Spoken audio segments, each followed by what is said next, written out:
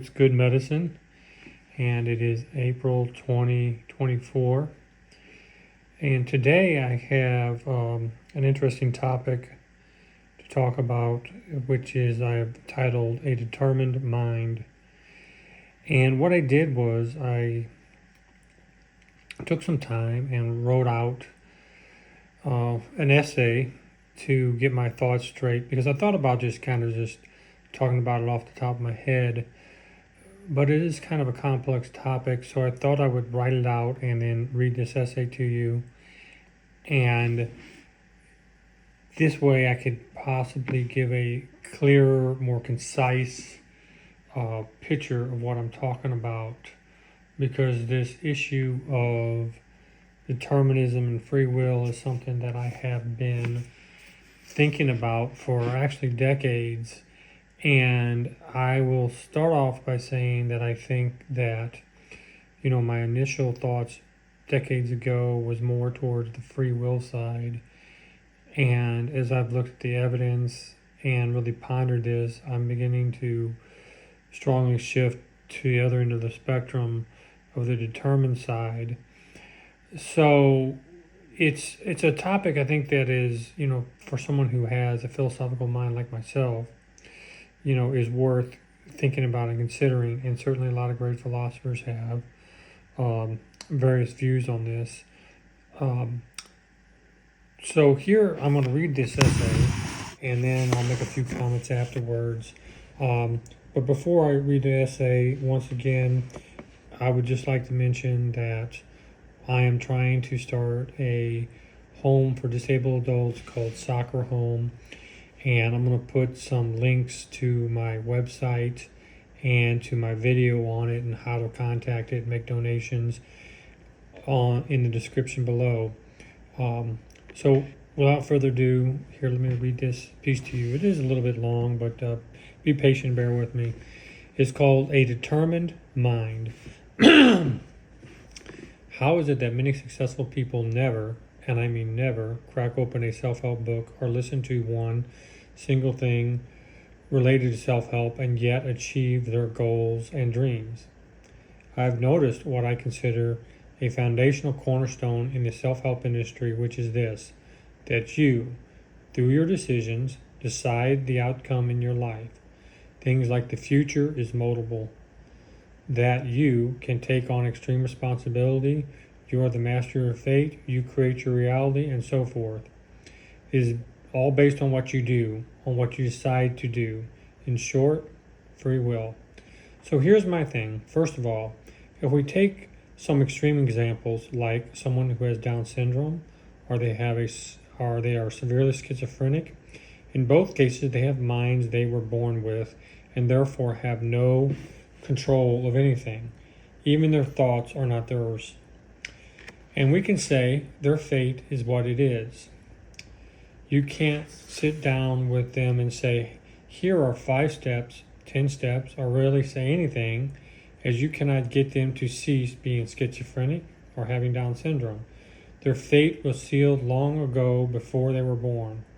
An argument can be made that those with more supportive environments can and do better long-term with these disabilities than those who do not. Nevertheless, it does not change their underlying condition. Now, in extreme cases, you may make this argument, but what about people on all different levels of mental and emotional levels? For example, everyday people who are normal. Does the same principle apply? That principle being that one's biological makeup, being something they never controlled to begin with, as well as the environment they grew up in, is something they had no control over, determines their outcome in life. In other words, just like the schizophrenic or the person with Down syndrome, everyone, without exception, already has or does not have what it takes to be successful. In our society, a person with Down syndrome is going to receive a lot of automatic sympathy and care, so you do not see any people with Down syndrome panhandling, whereas on the other hand, the schizophrenic has the most stigma to it and is psychiatry's most severe mental illness. And when they are left to themselves, they end up homeless. sometimes homeless and drug addicted, in the prison systems, on the streets begging because without outside help, both groups can't function on their own totally. It is my argument that no matter where one falls upon the scale of human intellectual abilities, it is already determined before you are born via many previous forces outside your control on how or what level of mental ability you will and do function at. So if you are very successful and you just, let's say, you always known what you want and you just then chase those things with great focus and then achieved the success you envisioned, it would seem that it was your choices that brought about your success. And all you have to do now is analyze this process, break it down into steps, and teach others to do the same, and they should be able to follow the blueprint and achieve their specific aims. But going back to my argument, if this is the case, and you are so focused and successful, then it was already determined because you were born with a good mind to begin with. And so it naturally followed that you could or would be successful. Of course, environment plays a part, and in my humble opinion, the environment, being very important as it is secondary to the biology, which is the base or core of who and what you are and what you become. Even if you're born into the perfect environment, if you have Down syndrome or a severe schizophrenic, the environment will not make you a Nobel Prize winner, nor will it make your disability disappear. There may be extreme exceptions with the schizophrenic, but by and large, you will not be successful at anything with such a state of mind. In some circles, it is speculated that some extreme schizophrenics grow out of the disorder, and if this is the case, it would have nothing to do with medication, but the very biology of the person. Once again, nothing they control. It is interesting, but people who never open or listen to one tiny bit of self-help can and are very successful.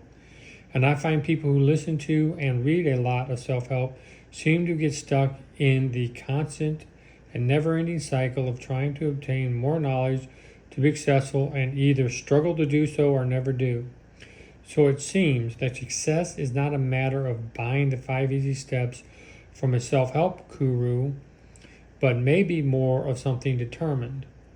And if this is the case, it would certainly be at odds with all the self-help gurus far and wide, as it suggests you are not responsible for your success. If success were just a matter of, let us say, 5 easy steps or 5 hard steps or 10 or whatever number you choose, then it would follow that I could write a book called 5 Steps to Being a Genius.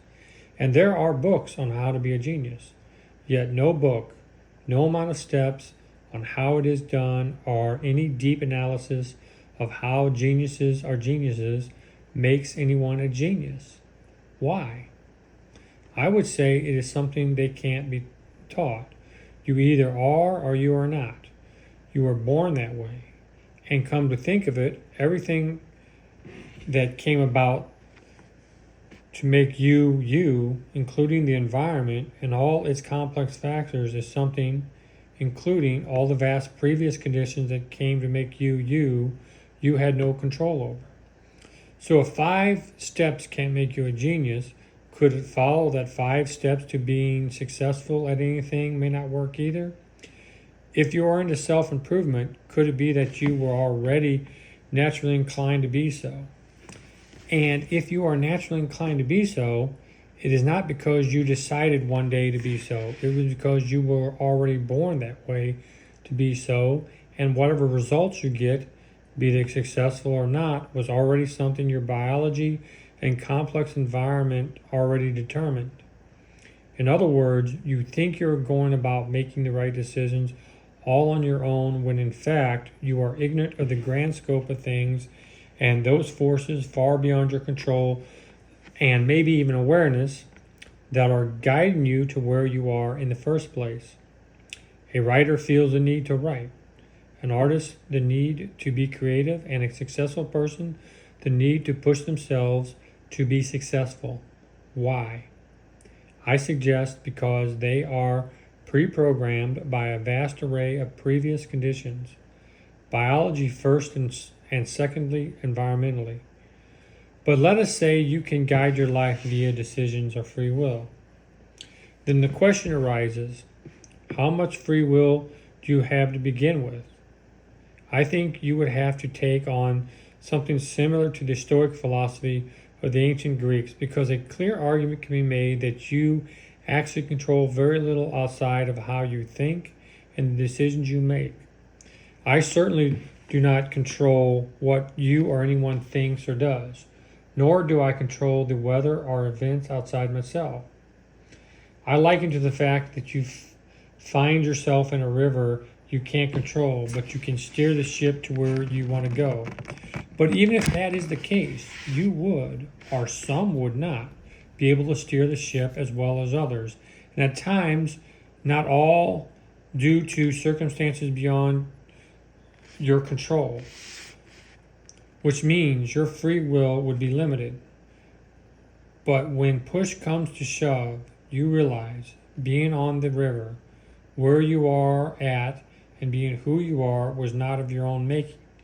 It is as if you just appeared or showed up to life as you are, where you are, attempting to figure it all out, not fully knowing where you came from or where you will go. I think the Stoic view is a reasonable one. I like it, but it does not push far enough for me, as it leaves a lot of questions unanswered, and it says that free will and determinism are compatible.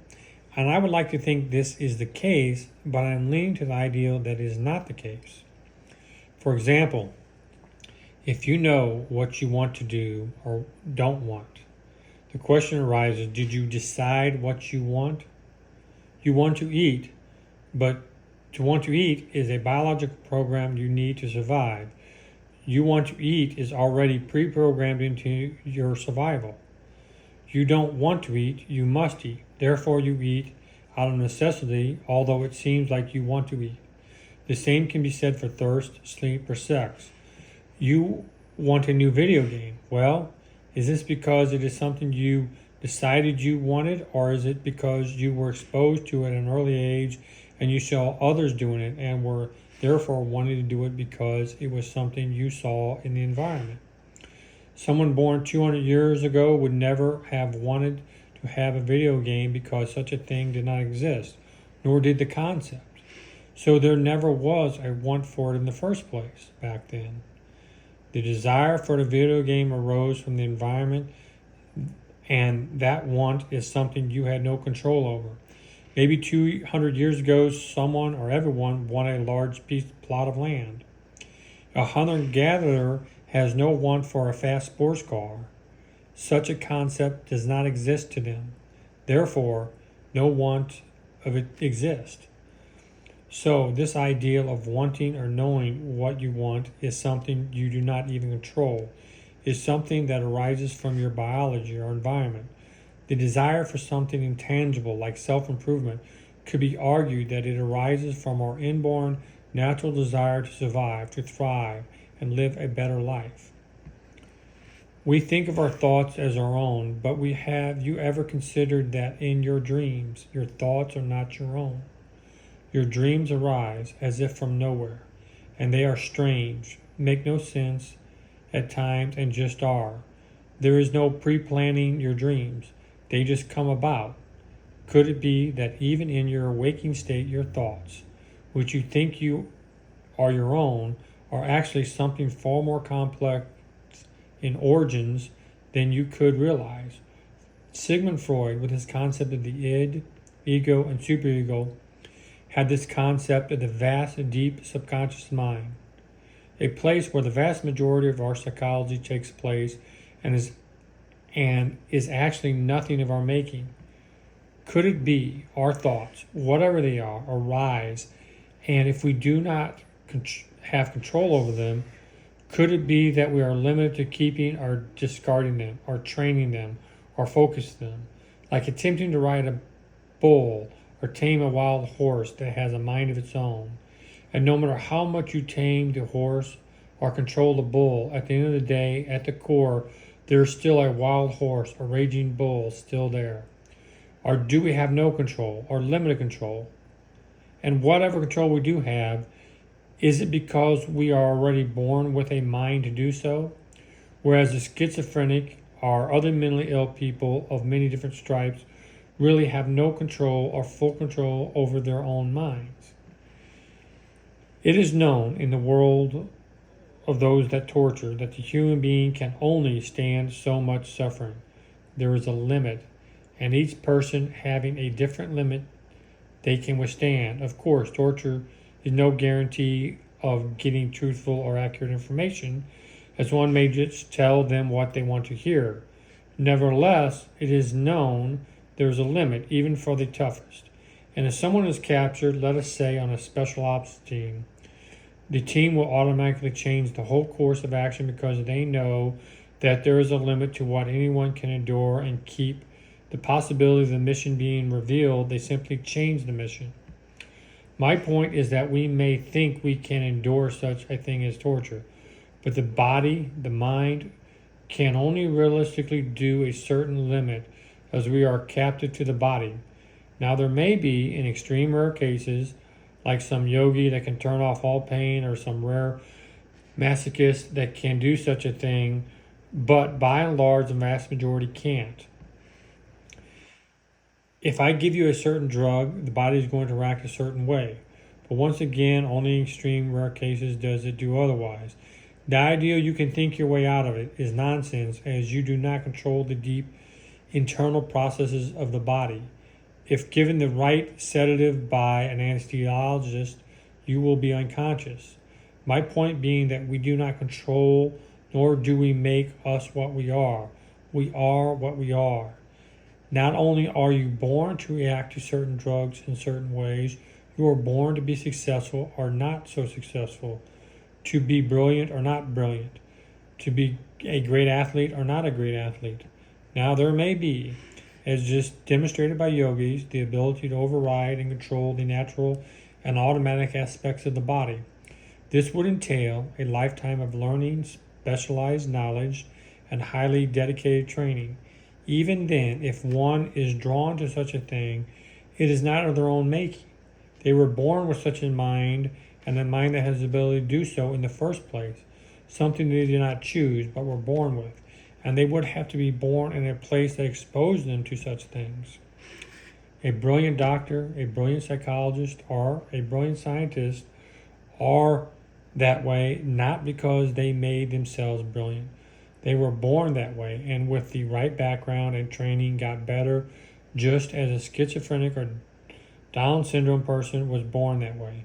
Their position in life is determined not by themselves, but by the universe, nature, God, the gods, the Tao, the laws of the universe, or whatever actually controls, if anything does at all, the very nature of things.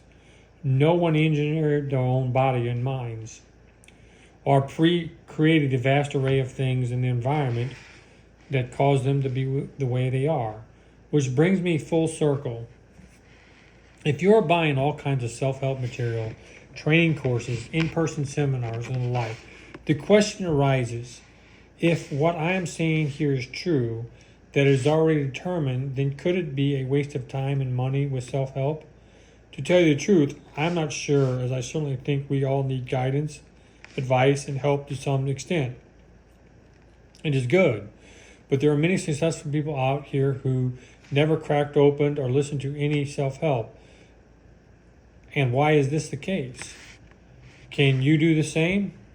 The self-help industry, being a billion-dollar industry, which speaks volumes about it, seems to be something of a never-ending cycle of selling you more and more and never really getting you to where you need to be in the first place. An argument can be made that is a sort of a grift, but it also can be a sincere desire to help people. I would say, if listening to self-help helps, then by all means do so. If you don't feel you need it, then don't use it. Maybe religion or spirituality helps you, and it is free compared to self-help, but religion has many other pitfalls associated with it. Maybe it's philosophy or science, or your own experimentation or logic that works. So whatever works, use it. One thing I think that arises from the self-help industry is this ideal you can do anything you set your mind to. There are no limits.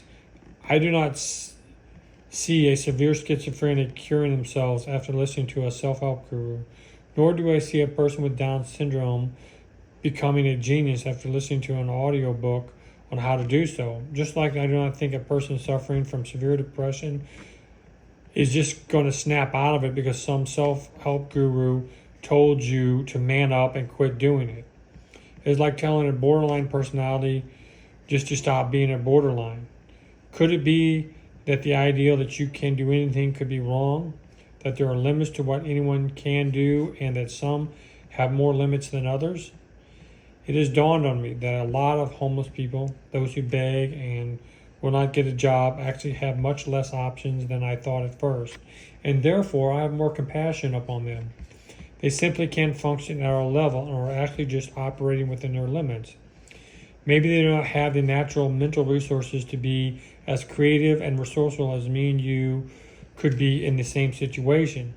We tend to think other people think like we do or know what we know, but the truth is complex. Each individual is at a different level. We all do not think the same. A brilliant doctor does not think like a schizophrenic. A child does not think like an adult. Some people can function in society very well and thrive. Some do very good, some not so well, and some not at all. And each level, they are what they are, and no amount of advice or 5 steps is going to change what they are. So maybe the homeless are just doing the best they can. Maybe if they got a job, they could not ever hold it to begin with. Maybe someone can and someone can't. I don't think it is all so clear cut. It is very nuanced and complex. What I'm saying here, in short, in general, is that the self-help industry, the extreme responsibility crowd, you can do anything mindset, and even the further out self-help crowd that says you can manifest anything is at its core wrong. Not necessarily totally wrong, as there's a lot to offer, but wrong to the extent they sell. I think they oversell themselves. If I try to look at the evidence, seek the truth, and it all leans to the concept of determinism and not free will. Of course, this does not go over well with the self-help crowd, as it does question the very cornerstone of their philosophy. And I'd like to say this in closing. The aim of all this is not to win you to my side, but to get you to think, and to think for yourself about how the world really is. With that said, I wish you a good day. Now let me add a few more comments on here, and that's the end of the essay. The really reason I bring this up, because you will see on a lot of these YouTube ads and things, they're selling programs, $9.97, whatever it is, and you can become super successful if you just follow the right steps to becoming super successful. And I have noticed that a lot of people who are very successful don't even deal with illness. They just go out, they just naturally almost tend to focus on what it is they like to do. Let's say they want to be a musician, or maybe they're doing podcasts or whatever, or they have some natural speaking ability and they just do it. And the success seems to follow. I've read a book and it was kind of interesting, and it was about charisma, and it's along the same lines as all the self-help stuff, which is that charisma is not something you're born with, it's something you learn and you develop. And I read this book very carefully, and I think it has a lot of, maybe if you read it, you think on the surface it's a convincing argument that you can be charismatic.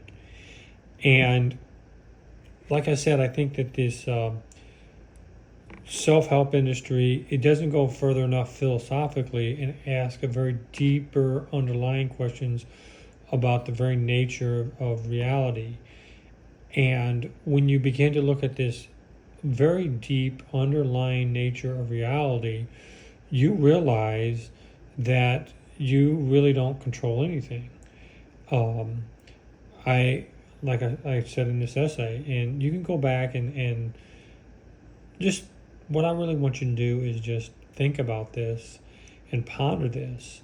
Now, I don't think that this ideal that things are like somebody somewhere determining what you're going to do, um, because I think that things can change and do change. I think they do so naturally out of the natural evolution of how the universe works.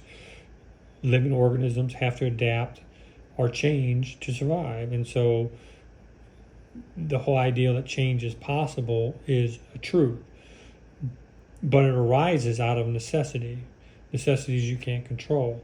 And in that sense, that's why I think things are determined, because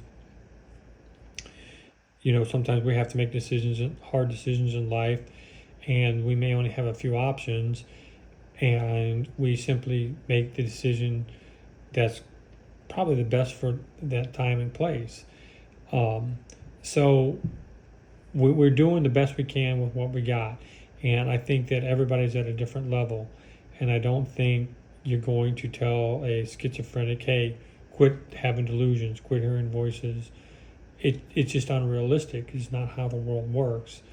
And I think that's even the same on more subtle levels with people. I worked with some people that were not necessarily mentally retarded, but they weren't average intelligence. They were somewhere maybe in between there. And I noticed it was just basic things and concepts of the basic world were a struggle for them day in and day out. And sometimes people were frustrated with them because they were messing up things and doing things wrong all the time. But that's how their mind worked. And it's not like I could tell them, hey, change, and they would just automatically change. So anyway, I'm going to conclude here. Tell me what you think. I would like to know, as this is a very ongoing type of, inquiry for myself. With that said, this is good medicine, and have a good day. Thank you.